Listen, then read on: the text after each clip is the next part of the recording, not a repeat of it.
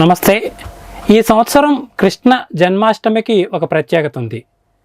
విశ్వ హిందూ బంధువుల కోసం పనిచేస్తున్నటువంటి విశ్వ హిందూ పరిషత్ సంస్థ ఆవిర్భవించి 60 సంవత్సరాలు పూర్తవుతున్నది. ఈ శుభతరుణంలో పరిషత్తు సాగించినటువంటి ప్రస్థానం గురించి, సేవల గురించి మనతో మాట్లాడేటందుకు జ్యేష్ఠ ప్రచారక్ మరియు విశ్వ హిందూ పరిషత్ అఖిల భారతీయ కార్యకారిణి సదస్యులు వై రాఘవులు గారు మనతో ఉన్నారు. వారిని అడిగి తెలుసుకుందాం. నమస్కారం రాఘవుజీ. నమస్తే. ఈ 60 సంవత్సరాల పాటు పరిషత్తు ప్రస్థానం ఎలా జరిగిందండి? ముఖ్యమైనటువంటి ఘట్టాలు ఏంటండి? పరిషత్తు యొక్క జన్మకి కారణం బహుశా అందరూ గమనించి ఉంటారు. దేశానికి స్వాతంత్రం వచ్చింది 1947. సాధారణంగా స్వాతంత్రం రాగానే అన్ని దేశం ఈ ప్రభుత్వం అవే చూసుకుంటాయని అందరూ కూడా చాలా హ్యాపీగా ఉంటారు. మరి స్వాతంత్రం వచ్చి 17 ఏళ్ళ తర్వాత పరిషత్ యొక్క జన్మ జరిగింది. మరి 17 ఏళ్ళ తర్వాత ఎందుకు చేశారు, అసలు ఎందుకు ఈ జన్మ, పరిషత్ యొక్క జన్మ కారణం ఏంటి అని చూస్తే, వాస్తవంగా భారతదేశం 70 లక్షల చదరపు కిలోమీటర్లు. బహుశా మనందరం వినుంటాం. హిమాలయ సమారభ్య యావదిందు సరోవరం తం దేవ నిర్మితం దేశం హిందుస్థానం ప్రచక్షతే. ఇది బృహస్పతి శాస్త్రంలో ఉన్నటువంటి శ్లోకం. కాబట్టి వారి వర్ణన ప్రకారం ఇది 70 లక్షల చదరపు కిలోమీటర్లు ఉన్న భూమి ఇది. మరి స్వాతంత్రం వచ్చే నాటికి మన చేతిలో కేవలం 32 లక్షల చదరపు కిలోమీటర్లు మాత్రమే ఉండింది. మరి మిగతా సగానికన్నా పైగా పోగొట్టుకున్న భూమిని గురించి ఎవరికి చింత లేదు. అంటే ప్రభుత్వంలో వచ్చారు, వాళ్ళకి ఏ రకంగా ఈ భూమి పోయింది, అది మనం తెచ్చుకోవాలి అనే ఆలోచన లేకుండా పోయింది. అయినా ఎందుకు పోయింది? మత మార్పిడి. ఇటువంటివి ఆఫ్ఘనిస్తాన్, పాకిస్తాన్, బంగ్లాదేశ్ ఇవన్నీ కూడా మత మార్పిడి కారణంగా ఆ విధంగా దూరం అయిపోయి, ఖండితమైపోయి. మరి మత మార్పిడి ఆపడానికి ఏమన్నా ప్రయత్నం జరిగిందా? అది జరగలేదు. మరి ఈరోజు చూసినట్టయితే సంవత్సరానికి 8 లక్షల మంది హిందువులు అటు ముస్లిమ్స్గానో అటు క్రైస్తవులుగానో మత మార్పిడికి గురైపోతున్నారు. మరి అటువంటి పరిస్థితిని ఆపాలని ఆలోచన లేకుండా సాగిపోతున్న స్థితిలో మరి మిగిలిన భూమి అయినా మిగులుతుందా, లేకపోతే ఇది కూడా ఎగిరిపోతుందా అన్నంత భయం కూడా ఈ దేశంలో ఉన్న సాధు సన్యాసులకి, దేశభక్తులు అయినటువంటి అనేక మంది పెద్దలకి ఈ ఆలోచన వచ్చి, అది స్వామి చిన్మయానంద విదేశాలన్నీ కూడా తిరుగుతూ వారి యొక్క ధార్మిక ఉపన్యాసాలన్నీ కూడా సమాజాన్ని ప్రేరితం చేస్తూ ఉంటాయి. అలాంటి అనేక మంది దేశ విదేశాల్లో పర్యటన చేస్తున్నప్పుడు వారందరికీ వచ్చినటువంటి ప్రశ్నలు ఇవి: ఎలా ఈ సమాజాన్ని రక్షించుకోవడం, దానికోసం మనం ఏం చేయాలి? ఆ రకంగా ఉద్భవించిన సంస్థ అది విశ్వ హిందూ పరిషత్. 1964 ఆగస్టు 29వ తేదీ శ్రీకృష్ణ జన్మాష్టమి నాడు సాందీపని సాధనాలయం, స్వామి చిన్మయానంద ఆశ్రమం, ముంబై, అక్కడ దీని యొక్క ప్రారంభం జరిగింది. ప్రారంభం అందరిలో కూడా ధార్మికమైనటువంటి భావాలు, జైన, బౌద్ధ, సిక్, శైవ, వైష్ణవ, అంతేకాకుండా జానపద సాధు సంతులతో సహా పరంపోయిన గురూజీ గోల్వల్కర్, ఎవరైతే రాష్ట్రీయ స్వయం సేవక సంఘ యొక్క 2వ సరసంఘచాలకుగా మరి జీవితాన్ని అంకితం చేసిన ఒక పెద్ద తపస్వి, ఆయన దగ్గరికి అందరూ కూడా రావడం, దీని కారణంగా దీని యొక్క ఆరంభం జరిగింది. అయితే ఇప్పుడు ఈ మత మార్పిడి అసలు ఎందుకు జరిగింది? దీని కారణంగానే కదా అటు మరి మహమ్మదీయులు పాలించిన క్రైస్తవులు ఈ దేశాన్ని ఏలినప్పటికీ కూడా అనేక మంది మన వాళ్ళలో ఉన్నటువంటి వాళ్ళే, అంటే భారతీయులే వాళ్ళకి దోహదం చేశారు. ఒక రకంగా చెప్పాలి అంటే కారణం, దోహదం చేయడానికి కారణం ఏమిటి? అవి మన వాళ్ళు కనిపెట్టారు. ఒకటి దారిద్ర్యం, రెండవది అనారోగ్యం, మూడవది అజ్ఞానం, నాలుగవది అసమానత. ఈ రకమైనటువంటి లోపాల వల్ల అమ్ముడిపోయారు ఒక రకంగా చెప్పాలి. వీళ్ళందరూ ఎవరు బయట దేశాల నుంచి వచ్చిన వాళ్ళు కారు, ఆకాశం నుంచి కింద పడిన వాళ్ళు ఎవరు కారు, అందరూ భారతీయులే. ఇలాంటి వాటి సమస్యలను ఎదుర్కోలేక ఎవరి దగ్గరికి వచ్చి కొంచెం ఆశ్రయం ఇస్తే వాళ్ళ చేతుల్లోకి వెళ్ళిపోయారు. బహుశా మనందరం వినుంటాం, జలియన్ వాలా బాగ్ అని కొన్ని వేల మంది స్వాతంత్ర యోధులు కాల్చి చంపబడ్డారు. చంపబడిన వాళ్ళందరూ భారతీయులే, చంపిన వాళ్ళందరూ కూడా భారతీయులే. అంటే ఒక్క ఇంగ్లీష్ సైనికుడు లేడు, మొత్తం భారతీయులు. మరి ఎట్లా ఆ డయ్యర్కి ఎలా దొరికారు వీళ్ళు అంటే, ఇదిగో అనుకున్నామే, ఈ దారిద్ర్యమో అనారోగ్యమో వీటి కారణంగా వాళ్ళ చేతుల్లోకి వెళ్ళిపోయి ఆ విధంగా తీసుకున్న భారతీయుల్ని వాళ్ళు ఒక ముఠాను దొంగలుగాను మరొక ముఠాను సైనికులుగాను మార్చేవాళ్ళు. దొంగలు ఏం చేసేవాళ్ళు, సంపన్నులైన కుటుంబాలు దోచుకునేవాళ్ళు. ఈ సైనికులు ఏం చేసేవాళ్ళు, వాళ్ళని రక్షించడం, వాళ్ళు చెప్పినట్టు వినడం. ఈ రకమైన పద్ధతిలో ఇంగ్లీషు వాడు వచ్చినప్పుడు భారతదేశం యొక్క జనాభా 42 కోట్లు. 42 కోట్ల మందిని ఇంగ్లాండ్ నుంచి వచ్చినటువంటి మొత్తం సంఖ్య వాళ్ళు 6,000 మంది. 6,000 మంది 42 కోట్ల మందిని 200 సంవత్సరాలు బానిసలుగా మార్చగలిగారు. అంటే కారణం ఎవరు? కేవలం మన వాళ్ళే. మన వాళ్ళకు ఉన్నటువంటి ఆ ఏ రకమైనటువంటి స్థితి ఉందో దాన్ని ఎదుర్కోలేక అట్లా అమ్ముడిపోయారు. కాబట్టి అటువంటి పరిస్థితులు మళ్ళీ రాకుండా చేయాలి అనేటువంటిది ఆలోచించాలి కదా. ప్రభుత్వం ఆలోచించే పరిస్థితిలో లేదు. అయితే ఈ 60 సంవత్సరాల పాటు విశ్వ హిందూ పరిషత్ ప్రస్థానం ఎలా సాగిందండి? కారణాలు అయితే దూరం చేయాలని అనుకున్నాము. దానికి ముఖ్యమైనది ఏమిటంటే సేవా కార్యక్రమాల ద్వారా దారిద్ర్యాన్ని తొలగించే ఉపాధి కార్యక్రమాలు, అనారోగ్యాన్ని తొలగించే ఆరోగ్య కార్యక్రమాలు, అజ్ఞానాన్ని తొలగించేటువంటి ధార్మిక ప్రవచన కార్యక్రమాలు, అసమానతలు అంటే కులం పేరుతో, ధనం పేరుతో, చదువు పేరుతో, ప్రాంతం పేరుతో వస్తున్న ఈ భేదాలను తొలగించేటువంటి ధార్మిక అనుష్ఠాన కార్యక్రమాలు ఇలాంటివన్నీ కూడా తీసుకోవడం జరిగింది. అటువంటి దాంట్లో మనందరం గుర్తుపెట్టుకునే పెద్ద కార్యక్రమం ఏంటంటే ఏకాత్మతా యాత్ర, భారతమాత గంగామాత యాత్ర. అది భారతదేశంలో 3 ముఖ్య రథాలు 135 ఉపరథాలతో భారతదేశం పర్యటించాయి. బహుశా మీరు వినుంటారు, హరిద్వార్ టు కన్యాకుమారి, తర్వాత రెండవది పరశురామకుండ టు ద్వారకా అంటే సోమనాథ్, అలాగే మూడవది అంటే 3 ముఖ్యమైనటువంటి రథాలు. ఒకటి కన్యాకుమారి వచ్చింది, రెండవది మన దీంట్లో ఉన్నటువంటి దక్షిణ భాగంలో 3 రథాలు చేరుకున్నాయి. వీటిని కలుపుతూ భారతదేశంలో ఉన్న అన్ని నదులు, అన్ని పుణ్యక్షేత్రాల నుంచి నదీ జలాలు తీసుకురావడం, ఈ ముఖ్య రథాల్లో ఆ జలాన్ని కలపడం, గంగా జలాన్ని తీసుకుని మళ్ళీ ఆయా గ్రామాలకు వెళ్ళడం. ఆ కార్యక్రమంలో 2.5 లక్షల గ్రామాలు, 10 కోట్ల మంది ప్రజలు ఈ కార్యక్రమంలో పాల్గొన్నారు. అంటే మనలో ఉన్నటువంటి ఏకాత్మతను జాగృతం చేయడం కోసంగా తీసుకున్న ఒక పెద్ద కార్యక్రమం. భారతదేశం ఒక్కసారి కదిలింది.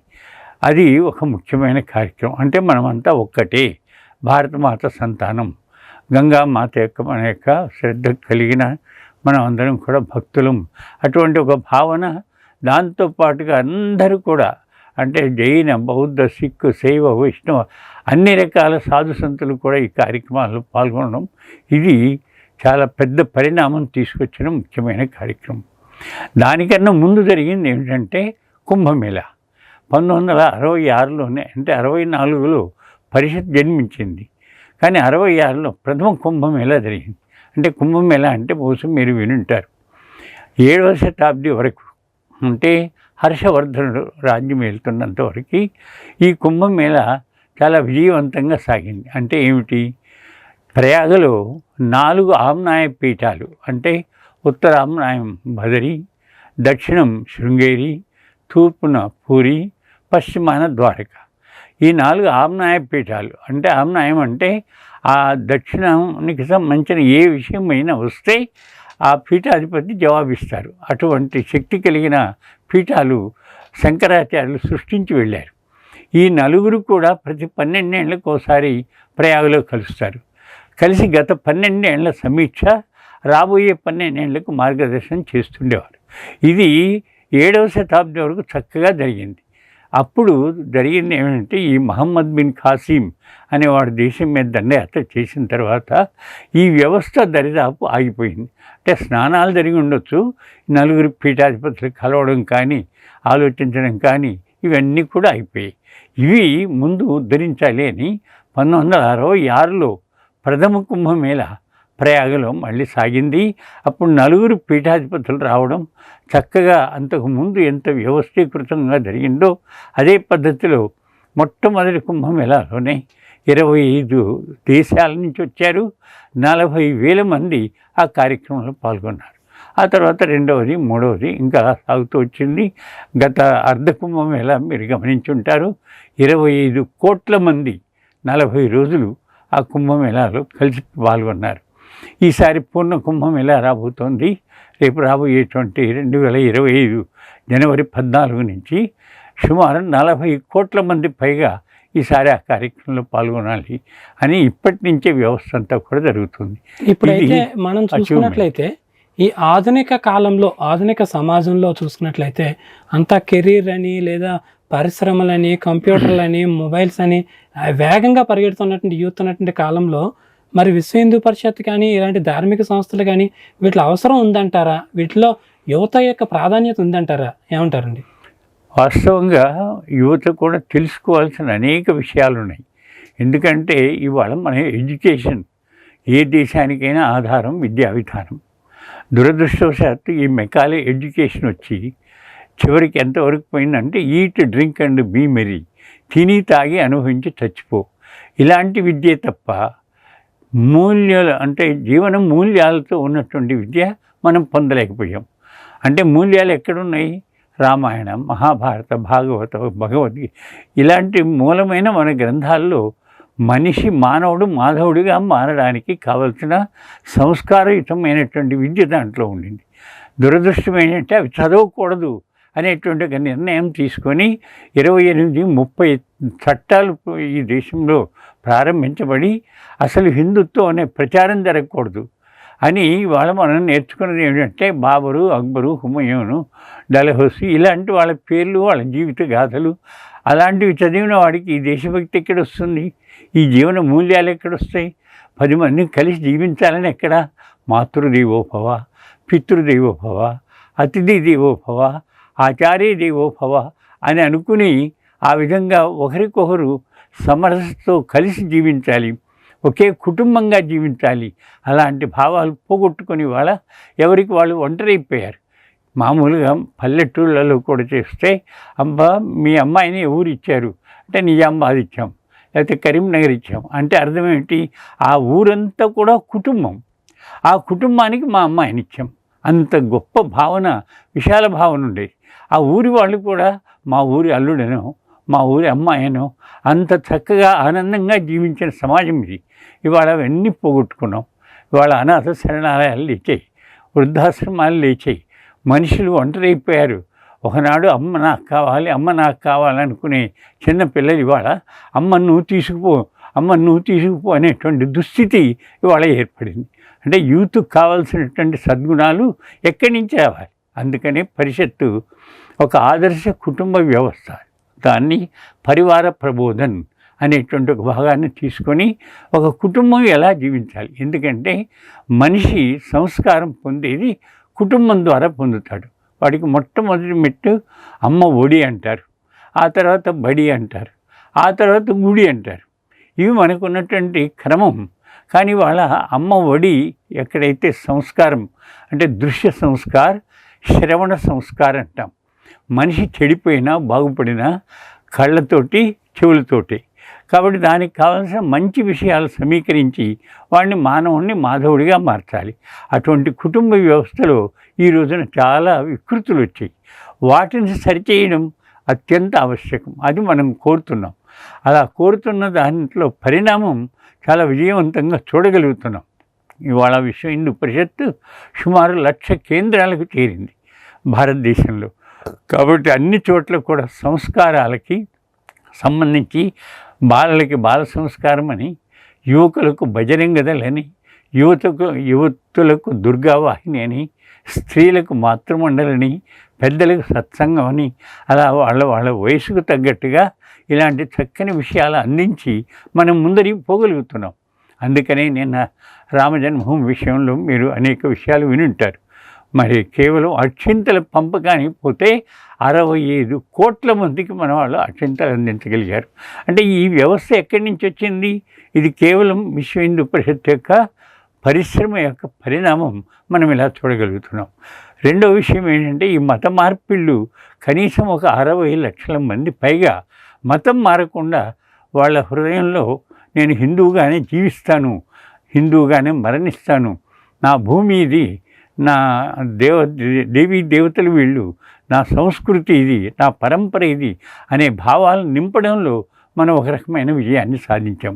అంతేకాదు అలా వెళ్ళిపోయిన వాళ్ళను కూడా సుమారుగా 12 లక్షల వరకు అటు క్రైస్తవ మహమ్మదీలు వాళ్ళు తిరిగి వెనక్కి కూడా వచ్చారు. ఎందుకంటే తెలిపిన కారణంగా మన కార్యకర్తలు గ్రామాలకు వెళ్ళి అక్కడున్న పరిస్థితులు చూసి, ఎందుకు నాన్న మీ నాన్న ఎవరు, మీ అమ్మ ఎవరు అని వాళ్ళ యొక్క పూర్వజులను అడిగిన కారణంగా వాళ్ళందరికీ కూడా ఈ రియలైజేషన్ అంటే ఓ రకమైనటువంటి భావన వాళ్ళ మనసులో నిండి ఇలా వెనక్కి రాగలిగారు. సుమారుగా 80,000 పైగా సేవా కార్యక్రమాల ద్వారా ఈ విషయాన్ని కూడా అంటే ఉపాధిని అందించడం, ఆరోగ్యాన్ని అందించడం, జ్ఞాన బోధన చేసేటువంటి జ్ఞానాన్ని బోధించే కేంద్రాలు ప్రచారం ద్వారా వాటిని అందించడం, ఇలాంటి కార్యక్రమాలు అనుష్ఠానం ద్వారా కూడా అంటే ప్రచార రథాలు రకరకాలుగా అవి కూడా సాగే. ఇప్పుడు తమిళనాడులో మారే అమ్మన్ అంటాం, అంటే ఉపేక్షిత బస్తీల్లోకి వెళ్ళి అమ్మవారు దీప పూజల ద్వారా అక్కడ మొత్తం కూడా పరిణామం తీసుకొస్తున్నారు. అలాగే సాధు సంతుల ద్వారా వాళ్ళు కూడా గ్రామాలకు వెళ్ళి ఆశీర్వాదం ఇచ్చి వాళ్లకు సరైనటువంటి భావన చెప్పడంలో అందులో కూడా మనం విజయాన్ని సాధిస్తున్నాం. కాబట్టి ఇలాంటి కార్యక్రమాలన్నీ కూడా మనం అంటే దారిద్ర్యం తొలగించాలి, అజ్ఞానాన్ని తొలగించాలి, అనారోగ్యాన్ని తొలగించాలి, మన ధర్మాన్ని వాళ్ళకు సరైన పద్ధతిలో తెలియచేయాలి. ఇలాంటి ఆలోచనలతో మనం ముందుకు నడుస్తున్నాం. ఓ రకమైనటువంటి విజయం సాధిస్తున్నాం, కానీ ఇంకా సాధించాలి. అయితే విశ్వ హిందూ పరిషత్ కార్యకలాపాల గురించి మీరు చెప్తున్నప్పుడు ఏకాత్మత యాత్ర కానీ రథోత్సవం కానీ ఇట్లా చూసినప్పుడు పురుషులే ఎక్కువ కనిపిస్తూ ఉంటారు. మహిళలు మరి విశ్వ హిందూ పరిషత్ కార్యకలాపాల్లో భాగస్వామ్యం వహిస్తారా? దానికంటూ ఏదైనా ఒక భూమిక కానీ ఒక పాత్ర కానీ ఏమైనా ఉందా రాఘులజీ? వాస్తవంగా మనం కమిటీలు అని చెప్పానే 1,00,000 కమిటీల వరకు వేశామని. ప్రతి కమిటీలో ఒక మహిళ ఉంటారు. మహిళలు ఏంటి ఆ కమిటీని మనం గుర్తించం. కాబట్టి మహిళా భాగస్వామ్యం అత్యధికంగా ఉంటుంది. పురుషులు ఉంటారు, పురుషులంతా సమానంగా కాకపోవచ్చు, కానీ మహిళలు మాత్రం కనీసం మనకి 10% అన్ని చోట్ల అన్ని కమిటీలలో కూడా భాగం ఉంటుంది, పనులలో కూడా భాగం. దాన్ని మనం మాతృమండలి అని చెప్పానే, అలాగే దుర్గావాహిని అని చెప్పానే, అలాగే బాల సంస్కారం చెప్పానే, ఇవన్నిటిలో కూడా మహిళా భాగస్వామ్యం. తప్పనిసరిగా మహిళల ద్వారానే బాల సంస్కారాలు నడుస్తాయి. దుర్గావాహిని కార్యక్రమాల్లో మహిళల యొక్క మార్గదర్శనం ఉంటుంది. ఆ రకంగా కేంద్రం నుంచి కింద వరకు కూడా 2 ఉపాధ్యక్షులు మహిళలు ఉంటారు. ప్రతి కమిటీలో ఉపాధ్యక్షులు మహిళలు ఉంటారు. ఇవి కాక వాళ్ళ యొక్క మాతృమండలి కార్యక్రమాలు, సంస్కార కేంద్రాలు అవి జరుగుతూ ఉంటాయి. దుర్గావాహినిలో వాళ్ళకు ట్రైనింగ్ కూడా ఇస్తాం మనం. అంటే ఆత్మరక్ష, వాళ్ళకు స్వయంగా వాళ్ళను రక్షించుకోవడానికి కూడా కావలసినటువంటి సాధన, వాళ్ళకి శక్తి సాధనా కేంద్రం అని పేరు పెట్టాం. వాళ్ళ దుర్గావాహిని ప్రార్థన ఉంటుంది, దాని ప్రకారం వాళ్ళు చేసుకుంటూ ఉంటారు. ఆ విధంగా భారతదేశంలో 9,000 పైన దుర్గావాహిని కేంద్రాలు నడుస్తున్నాయి. కేంద్రాలతో పాటుగా సుమారుగా 25,000 మంది పైగా సంయోజకులు తయారయ్యారు. కాబట్టి మహిళల్ని నిర్లక్ష్యం చేయడం అలాంటిది ఉండదు. ప్రతి కార్యక్రమంలో కూడా మహిళా భాగస్వామ్యం ఉంటుంది. దీంట్లో కేవలం పురుషులు అనేటువంటిది ఉండదు. ఆ రాష్ట్రీయ స్వయం సేవక సంఘంలో వాళ్ళు సేవికా సమితి భిన్నంగా ఉంటుంది, కానీ దీంట్లో 2 కలిపి ఉంటాయి. అది దీని యొక్క విశేషం. మీరు అన్నట్లుగా రాష్ట్రీయ స్వయం సేవక్ సంఘ్ లేదా విశ్వ హిందూ పరిషత్తు, బజరంగ దళ్ ఇవి చాలా వరకు కూడా ఉత్తరాది రాష్ట్రాల్లోనే కార్యకలాపాలు ఎక్కువగా చేస్తుంటాయి అనేటువంటి మాట ఉందండి. మరి విశ్వ హిందూ పరిషత్తు ఈ 2 తెలుగు రాష్ట్రాల్లోనూ ఎటువంటి కార్యక్రమాలు చేపట్టింది? ఇక్కడ దీని యొక్క బలం ఏంటి? ఉత్తరాది రాష్ట్రాలతో పోల్చుకున్నట్లయితే కనుక ఈ ఆంధ్రప్రదేశ్, తెలంగాణ 2 తెలుగు రాష్ట్రాల్లో దీని యొక్క పరిస్థితి, భూమికి ఎలా ఉందండి? వాస్తవంగా ప్రతి కార్యక్రమంలో నేను భారతదేశం మొత్తం పర్యటిస్తుంటాను కాబట్టి ఏ కార్యక్రమం తీసుకున్నప్పటికీ కూడా ఉత్తర భారతం ఎంతగా సక్రియంగా నడుస్తుందో మన ఆంధ్రనే కాదు, దక్షిణ భారతం అంతా కూడా అదే సక్రియతతో నడుస్తుంది. ఉదాహరణ చెప్పాలి అంటే మనకి రామసేతు ఉద్యమం వచ్చింది. అంటే సేతువును పడగొట్టాలని అమెరికా యోజించేయడం, ఆ సందర్భంలో సోనియా వాళ్ళు సపోర్ట్ చేయడం, ఇక్కడ ఉన్నటువంటి తమిళనాడు ప్రభుత్వం దానికి మొత్తాసు పలికి దాన్ని తెగ్గొట్టాలని చూశారు సేతువుని. దానివల్ల వచ్చే ప్రమాదం ఏంటో లోకానికి తెలియజేయడం కోసం మన రామసేతు సంరక్షణ ఆందోళన మనం చేపట్టాం. ఆ ఆందోళన మొత్తం కూడా విజయవంతం చేసింది యువకులే, బజరంగ దళ్, అలాగే మాతృశక్తి మొత్తం కూడా దీంట్లో పాల్గొన్నారు. అది ఒక భాగం. ఇక్కడ ఆల్ కబీర్ ఉద్యమం అని వచ్చింది. అంటే గోవధని ఆపాలి అనేటువంటి దాంట్లో పటాన్ చెరువు దగ్గర ఆల్ కబీర్ అనే ఒక ఈ వధశాల ఆందోళన చేశారు. ఆ టైంలో 1,35,000 మంది ఆ కార్యక్రమంలో పాల్గొన్నారు. వీళ్ళెవరు నార్త్ నుంచి ఎవరు లేరు, అందరూ కూడా మన కర్ణాటక వచ్చారు, కొందరు మహారాష్ట్ర వచ్చారు, మిగతా అందరూ కూడా ఆంధ్రప్రదేశ్, దక్షిణాది రాష్ట్రంలో, కొందరు తమిళనాడు, ఆ రకంగా వచ్చింది. అట్టగే మొన్న ఇది మహిళలకు సంబంధించిన విషయం వచ్చింది. ఇక్కడ అయ్యప్ప దేవాలయం మొత్తం కేరళ మొత్తం కదిలింది యువత అంతా కూడా. ఇవాళ కేరళను ఒక రకంగా ఇంకా హిందువులు రక్షించబడ్డారంటే బజరంగ దళ్ అక్కడ శక్తివంతంగా ఉంది. అదే పద్ధతిలో తమిళనాడు కూడా ఏదైనా పరిస్థితి వచ్చిందంటే ముందుకు వస్తున్నది కేవలం అంటే సంఘంలో అయితే హిందూ మున్నని పేరుతో ఉంది, మనం బజరంగ దళ్ పేరుతోటి అధిక సంఖ్య అక్కడ కూడా యువత ముందుకు వస్తుంది. అంటే ఇవాళ యువతను శక్తివంతం చేయడం కోసం ప్రతి సంవత్సరం బజరంగ దళ అభ్యాస వర్గాలు జరుగుతున్నాయి, ఆల్ ఇండియా వర్గాలు జరుగుతున్నాయి. అలాంటి వాటన్నిటిల్లో సౌత్ నుంచే మరి ఇవాళ మొన్నటి వరకు సూర్యనారాయణ అని అతనే ఆల్ ఇండియా సహ సంయోజకుగా ఉన్నాడు. ఇక్కడ మన ఆంధ్ర, తెలంగాణ వీటిల్లో చూస్తే ఇక్కడ ఉన్న కార్యకర్తలు కూడా ప్రతి దాంట్లో ఏదైనా విషయం వచ్చిందంటే వెంటనే, బహుశా మీరు గమనించి ఉంటారు, హనుమత్ ర్యాలీ, అదేవిధంగా రామ్ మహోత్సవం, ఈ తెల్ల చూసినట్టయితే బహుశా భారతదేశంలో అన్ని స్టేట్స్ కన్నా ఎక్కువ సంఖ్యలో పాల్గొంటున్నది తెలంగాణ, ఆంధ్ర ప్రాంతాలని మన వాళ్ళు అందరూ తెలియచేస్తున్నారు. కాబట్టి మనం వాళ్ళని వెనకపడేయలేదు, వాళ్ళు ఖచ్చితంగా ముందుకు వస్తున్నారు. అటువంటివి ఎక్కడ ఏ చిన్న జరిగిన వెంటనే బయటకు వచ్చేసి రియాక్షన్. ఈ మధ్య ఎక్కడ చార్మినార్ చౌరస్తాలో ఒక అపార్ట్మెంట్లో ఒక క్రిస్టియను, అంటే అపార్ట్మెంట్లో అందరూ ఉంటారు, మన వాళ్ళు సంక్రాంతి నాడు ముగ్గు వేసుకుంటే ఆ క్రిస్టియన్ ఆవిడ వచ్చేసి కాలుతో తుడిపేసింది. వెంటనే చెప్పింది, ఎందుకమ్మా ఇది కామన్ ఏరియా కదా, అటువంటిప్పుడు మీ ఇంటి ముందు మీరు వేసుకోండి, మా ఇంటి ముందు మేము వేస్తాం, నీకేమిటి అభ్యంతరం లేదు, ఇక్కడ ఉండడానికి వెళ్ళేదండి. ఆ దీంతో వెంటనే 250 మంది కార్యకర్తలు పోవడం, క్షమాపణ చెప్పించడం, అవన్నీ కూడా వెంటనే జరిగిపోయాయి. అంటే ఇలాగా ఏదైనా విషయం వచ్చిందంటే అతి తక్కువ సమయంలో అతి దగ్గరగా ఉన్నటువంటి మొత్తం కార్యకర్తలు కూడా కదిలి అటువంటి వాటిని విజయవంతం చేస్తున్నారు. గణేష ఉత్సవాలు మనం చూస్తూనే ఉన్నాం. ఏ కార్యక్రమం వచ్చినప్పటికీ కూడా అన్నిటిలో ముందుకు నడుస్తున్న యువత మనకు కనపడుతుంది. విశ్వ హిందూ పరిషత్ ఏర్పడిన 60 సంవత్సరాల కాలంలో ఎన్నెన్నో మైలురాళ్లను దాటుకుని విశ్వ హిందువుల అందరి కోసం సమిష్టిగా కృషి చేస్తోందని జ్యేష్ఠ ప్రచారక్ మరియు అఖిల భారతీయ కార్యకారిణి సదస్సులైనటువంటి వై రాఘుల్ గారు చెప్తున్నారు. చాలా మంచి విషయాలు చెప్పారు రాఘుల్జీ, ధన్యవాదాలండి. నమస్తే. చాలా సంతోషం.